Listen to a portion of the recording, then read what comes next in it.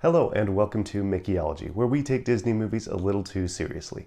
I'm Austin Rathall, and today we're comparing Disney's animated and live-action adaptations of 101 Dalmatians with the original 1956 book that inspired them. This story is a phenomenon, whether it's because people just love the story, or because Disney keeps reviving it in various forms, or because Dalmatian puppies are just so darn cute and Cruella de Vil is just so darn evil. Everyone seems to be familiar with 101 Dalmatians. However, if I had to guess, I would say that most people who have seen the Disney versions haven't read the original book. Maybe you've never read it. Maybe you would like to know what Disney changed, if anything, about the story and how similar the book is to the Disney films, and maybe you would like to know whether reading the book would be worth your time. Well, to answer those questions, let's compare 101 Dalmatians the book with the Disney movies right now.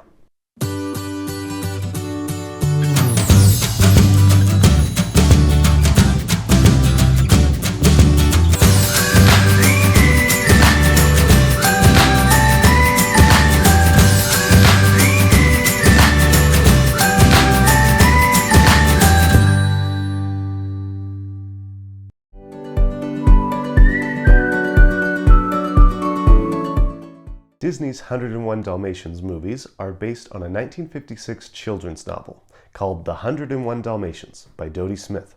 The book's plot goes like this, and just so you know, spoilers ahead. Dalmatians Pongo and Mrs. live in Regent's Park, London, with their human pets, Mr. and Mrs. Dearly, and their housekeepers, Nanny Cook and Nanny Butler. When Mrs. becomes pregnant, the Dearlys and the dogs go for a walk to celebrate. Along the way, they run into an old schoolmate of Mrs. Dearly's called Cruella de Vil. Cruella is a fashionable woman who loves furs, so much so that she married a furrier. Cruella admires the Dearly's dogs and jokes that they would make enchanting fur coats. 3 weeks later, the Dearlys are hosting a dinner party when Mrs. suddenly goes into labor. Cruella is there, and when she hears what's happening, she rushes upstairs to see the puppies. When she discovers that the puppies are all white, she's horrified, and she tells Mrs. Dearly she should drown them. Mrs. Dearly explains that Dalmatians don't get their spots until a while after they're born, and Cruella is relieved. She says she may like to buy some of the puppies when the time is right. However, Mr. Dearly says there will be no puppies for sale, and Nanny Butler ushers Cruella out the door. Mrs. bears 15 puppies. However, one appears stillborn. But Mr. Dearly revives the puppy by massaging it, and they call the tiny puppy Cadpig, meaning runt of the litter. The Dearly's vet suggests that they find another dog to help nurse the puppies. When the Dearlys search for one, they can't find any available. Then, one rainy night, Mrs. Dearly finds a stray Dalmatian lying in the road. The Dalmatian is terribly thin, and Mrs. Dearly takes it to see the vet. The vet says this dog has just given birth. He says she must have had her puppies taken from her and got lost looking for them. The Dearlys take the dog in and call her Perdita, from the Latin word for lost, and she helps nurse the puppies. One morning, Nanny Cook is home alone with the puppies. The puppies are playing unattended in the laundry area when Cruella arrives and asks to see Mrs. Dearly. Since Mrs. Dearly is out, Cruella says she'll wait for her. While Cruella is talking to Nanny Cook, Nanny looks out the window and notices a black van in front of the house that suddenly speeds away. At just that moment, Cruella abruptly leaves as well. When Nanny goes to check on the puppies, she finds they have disappeared. When the Dearlys find out what happened, they send for a detective, who investigates and concludes that the puppies were stolen. Pongo and Mrs. get the Dearlys to take them out for a walk to a nearby hill, where they send out an alert message across England's dog network, the Twilight Barking. A sheepdog in Suffolk hears the message. The dog goes walking by an old house called Hell Hall, the ancestral home of the de Vil family, when a bone comes flying over the fence with a distress signal carved into it. The dog investigates and finds out that Hell Hall is teeming with Dalmatian puppies. He sends word to Pongo and Mrs., and when they hear the message, they sneak out of the house and set off to rescue their children. Various dogs help feed and shelter Pongo and Mrs. along their journey to Suffolk. When they finally reach the town, a cat called Lieutenant Tib greets them and introduces them to the Colonel, the soldierly sheepdog who located the puppies. The Colonel reveals that there are about 100 Dalmatian puppies inside Hell Hall, and he believes that Cruella de Vil is planning on turning them all into fur coats. The Colonel helps Pongo and Mrs. sneak into Hell Hall while the house's caretakers, the Battens, are watching TV. Pongo and Mrs. are reunited with their puppies, and they also meet the many other puppies trapped in the house. Suddenly, Cruella arrives, and she orders the Baddens to kill all the puppies immediately. She says the missing dogs are getting too much publicity, and she's worried the police may discover them. Pongo and the Colonel had hoped to train the puppies to march before they all set off for London, but now there's no time. With help from Lieutenant Tibb and the Colonel, all the Dalmatians sneak out of Hell Hall and set off for London at once. Once again, many helpful animals aid the Dalmatians along their journey, and when they stop to rest at a village, one of the puppies gets into a chimney sweep shed and rolls in soot, turning himself all black. When Pongo sees this, he realizes they can all use the soot to disguise themselves, so every one of the Dalmatians rolls in it together. Now black with soot, the dogs set off again. They're supposed to stop at a bakery to eat, but when they arrive, they find the bakery is on fire. Not only that, but Cruella is in town searching for the escaped puppies. As if that weren't bad enough, snow begins falling, threatening to wash away the puppies' disguises. The desperate dogs push on, when miraculously, they find a friendly dog standing beside an empty moving van. The dog informs them that this van is headed for London, and he helps them stow away inside. The dog's owners soon return and begin driving, never suspecting that they're transporting 100 grateful Dalmatians. In a few hours, the van arrives in London, and the Dalmatians find themselves in the Dearlys' neighborhood. They sneak out of the van and run toward home, passing Cruella's house along the way. They're greeted by Cruella's cat. Cruella's not home, and the cat urges them to come inside. She tells Pongo that she loves to wreck Cruella's things, and Cruella has many furs inside the house that aren't paid for. Pongo realizes that if they destroy the furs, the de Vils will be crippled by debt and forced to flee. And only once the de Vils have gone will England be safe for Dalmatians again. The dogs break into the house and destroy all Cruella's furs. They finish their work and run away, just as Cruella and her husband return home. The Dalmatians reach home and have a joyous reunion with the Dearlys. Perdita is also overjoyed to discover that her own 8 puppies are among those that Pongo and Mrs. rescued. The Dearlys bathe all the dogs and allow them all to stay.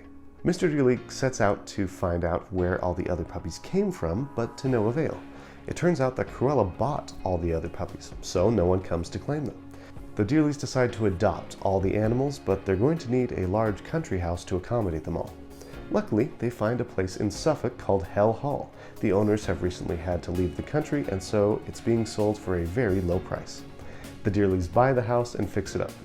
Perdita's even reunited with her old mate, Prince, and together they all move into the house as a family of the Dearlys, the 2 nannies, and 101 Dalmatians.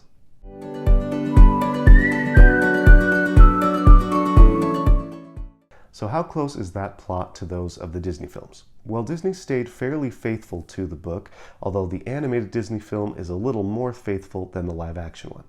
For example, in the live-action film, Cruella appears to be trying to make a single Dalmatian coat, whereas in the animated film, as in the book, she hopes to make many. The live-action film also made Anita, Mrs. Dearly, an employee at Cruella's fashion company, whereas the animated film, as in the book, makes Anita Cruella's old schoolmate. The live-action film also adds a subplot in which Cruella has a Siberian tiger killed for its fur. Disney's movies both depart from the book by giving their star couples a meet-cute. Both the Disney movies begin with Pongo bringing Roger and Anita together in a park.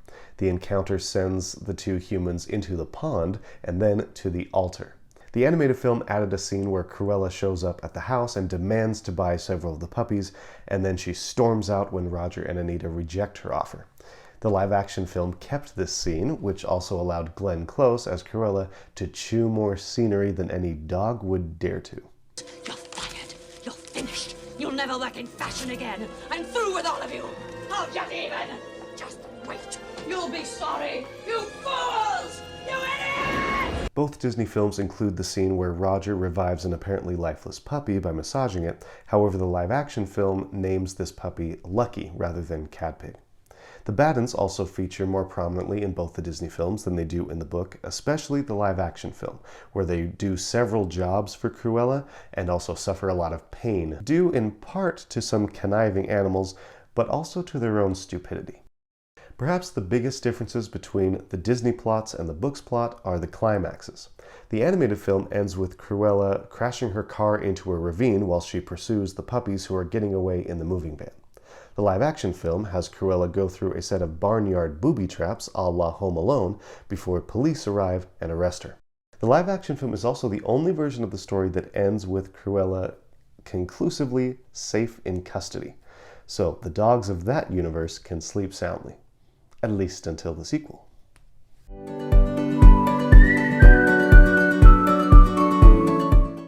You may be wondering which characters appear in all three versions of 101 Dalmatians, and the answer is that most of them do. However, they aren't exactly the same in each version. In the book, Dodie Smith describes Cruella as having dark skin, while Disney always makes Cruella white. Disney's Perdita is an amalgam of Perdita and Mrs. from the book, and Disney took the Dearlys from the book and gave them first names, Roger and Anita. Mr. Dearly of the book is a financial wizard who single-handedly erases England's national debt, whereas Disney's Roger is a songwriter in the animated film and a video game designer in the live-action film. Disney actually changed Roger and Anita's last name from Dearly to Radcliffe. However, you hardly ever hear the name Radcliffe said aloud in the films. Disney kept Saul and Jasper Baden from the story, however they changed Saul's name to Horace. Disney also took the characters Nanny Cook and Nanny Butler and turned them into their single character of Nanny. We have Colonel the Sheepdog, of course, that appears in all three versions. However, Disney changed his feline companion from the female Lieutenant Tib of the book to the male Sergeant Tibbs in the movie. Finally, we have the 15 puppies. Now, although we learn the names of several puppies in every version of this story, there is no version of the story that gives us all 15 names. In the book, we learn the names of puppies Lucky, Patch, Roly-Poly, and Cadpig.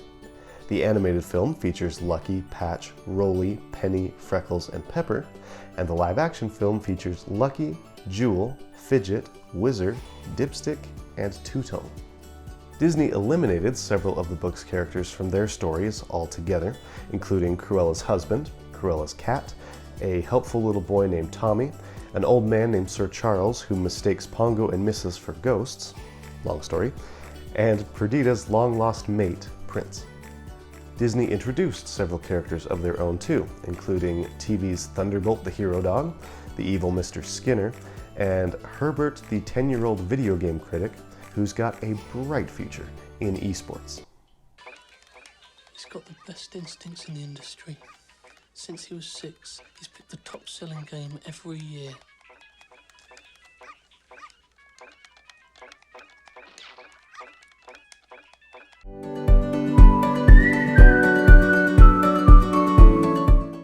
Once you're familiar with the book, you'll notice several Easter eggs in the Disney films that refer back to the original story. For example, some of Cruella's dialogue in both films is taken almost verbatim from the original book. I live for furs. I worship furs. Any way you want. Poison them, drown them, bash them on the head. Got any chloroform? Although Mr. Skinner is a Disney creation, he may be a stand-in for Cruella's husband, since both characters are male furriers who feed Cruella's addiction to exotic furs. And although the animated film gives Cruella a violet car, the live-action film gives her a black and white car, which is what she drives in the book. The book features several passages that heavily imply that Cruella is descended from the devil himself. And although Disney did not make that a plot point in their movies, they did give the animated version of Cruella a bedside telephone that, if you look closely, is actually in the form of the devil. In the book, the puppy Lucky gets his name from the horseshoe-shaped constellation of spots on his back. And in the animated film, Disney drew their Lucky with that same pattern. In the animated film, the Badens watch a show called What's My Crime, a sort of reality game show starring criminals, and that is their favorite TV show in the book. In the book, the puppies are introduced to TV while they're staying at Hell Hall, and at the very end of the book, the Dearlys get a TV set of their own, much to the puppies' delight. This seems to have inspired Disney's scenes in the movies where the Dalmatians will watch TV and where they watch Herbert playing Roger's video game.